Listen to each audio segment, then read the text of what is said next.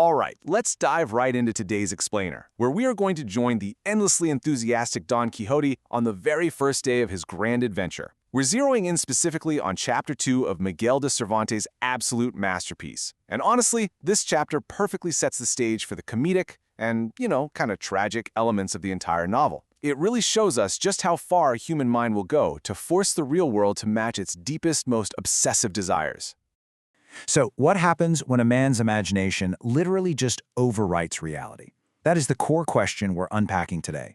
We're going to focus entirely on the pure comedic brilliance of Chapter 2, where our hero, Alonso Quixano, having freshly renamed himself Don Quixote, steps out of his home and straight into a world that exists strictly inside his own head. We get to see exactly how his absolute, unwavering conviction in these old chivalric romances collides head-on with the gritty, dusty reality of 17th century Spain. Section 1. The First Sally. A secret departure in the July heat.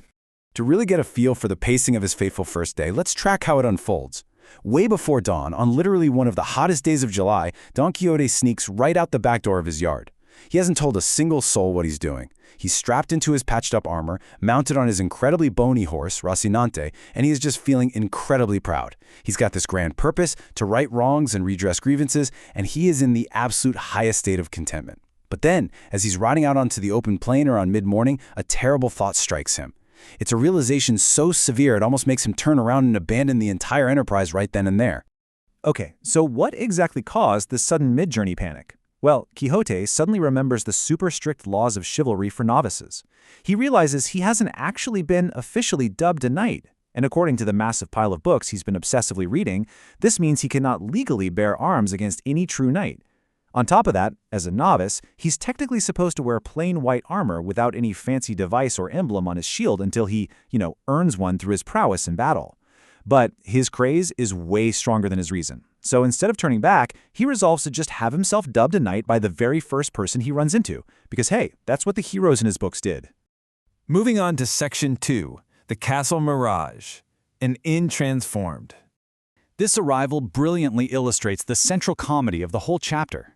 I mean, the massive gap between what our hero sees and what's actually there is just wild. In Quixote's mind, this building off in the distance instantly becomes a majestic castle. We're talking 4 silver turrets, a drawbridge, a moat, the whole shebang. He even fully expects a dwarf to appear on the battlements with a trumpet to announce his glorious arrival. But reality? It's just a dusty, standard-issue roadside inn. And that trumpet? It's literally a swineherd in a nearby stubble field blowing a horn to gather a drove of pigs. But to Quixote, that pig horn is the royal trumpet he's been waiting for, and he rides right up with prodigious satisfaction. Section 3. Damsels and the Castellan. A royal welcome. Picture this. Standing at the door of the inn are 2 working women. Suddenly, they see this guy approaching in fully mismatched armor, carrying a giant lance and a shield. They are understandably terrified and immediately try to run inside. But Don Quixote, ever the gentleman, raises his makeshift pasteboard visor, revealing this dry, totally dusty face, and tries to calm them down. He addresses them with this incredibly flowery, archaic chivalric language, speaking with a courteous bearing and a super gentle voice, assuring them they have absolutely nothing to fear from a noble knight of his order. Just listen to how he introduces himself. He earnestly tells them he means no rudeness, quote, much less to high-born maidens, as your appearance proclaims you to be. Now, the women are straining their eyes trying to actually see his face through this clumsy visor, but the second they hear themselves called maidens, a title wildly out of line with their actual, rather unglamorous profession at this roadside inn, they just lose it. They burst out laughing. They simply cannot contain themselves. Quixote, however, is deeply insulted by this. He tells them that laughter that has little cause is great silliness, completely missing the irony of the entire situation. Honestly, matters might have really escalated if the innkeeper hadn't stepped out at that exact moment. Now Quixote immediately assumes this man is the Castellan, the governor or lord of the castle. In reality, the landlord is a very large, very peaceful Andalusian man. He takes one look at this grotesque figure in mismatched armor and is highly tempted to just laugh right along with the women. But, standing in genuine awe of all this complicated weaponry, he smartly decides to play along to keep the peace. He offers Quixote lodging, politely mentioning they have everything except an actual bed. Quixote, hearing this, answers back in grand poetry, totally cementing his belief that he is speaking to the noble lord of the fortress. All right, Section 4, the helmeted dinner, an absurd feast. So Quixote dismounts with a ton of difficulty. Remember, he's been fasting all day, and he immediately asks for food. Because it happens to be a Friday, the inn has very little to offer. But notice the sheer power of Quixote's illusion here. The innkeeper serves him this miserable portion of ill-soaked, really badly cooked stockfish and a piece of bread that is as black and moldy as his own armor. But Quixote, he happily accepts these miserable Friday rations. In his mind, he isn't eating stockfish. He is being served premium trout and the absolute finest, whitest bread fit for a night at a royal banquet.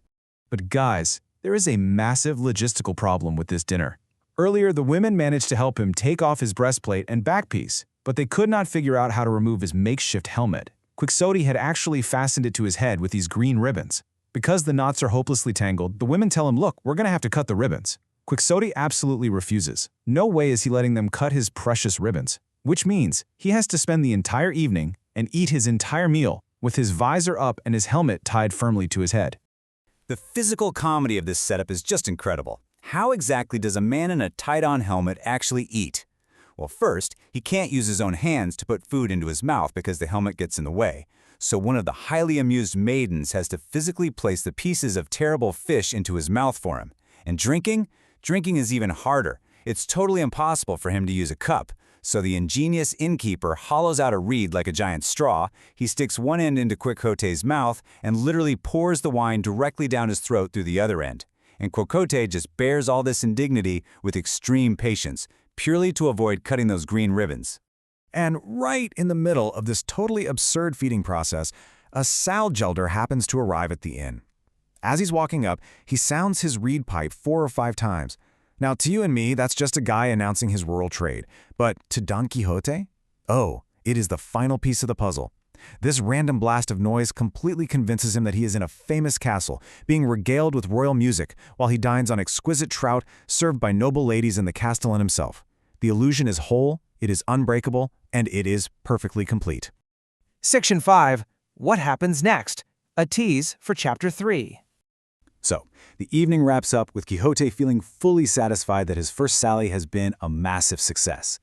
But that one terrible realization from the morning is still haunting him. He desperately needs that official knighthood before he can lawfully engage in any real adventure. And next time, things are about to get even wilder.